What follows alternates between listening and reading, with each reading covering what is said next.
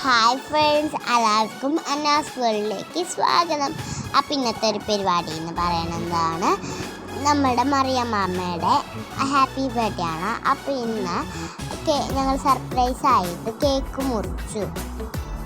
സാരക്കുട്ടിയുടെ അമ്മയും ജിഷാൻ്റെയും ഞങ്ങളെല്ലാ കുട്ടിപ്പട്ടാളങ്ങളും കൂടിയിട്ടാണ് കേക്ക് മുറിച്ചത്.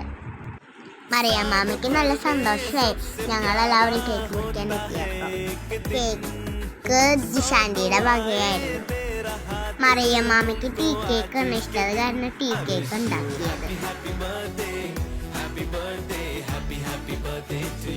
പിന്നെ എല്ലാവരും ചേർന്ന് കേക്ക് മുറിച്ചു.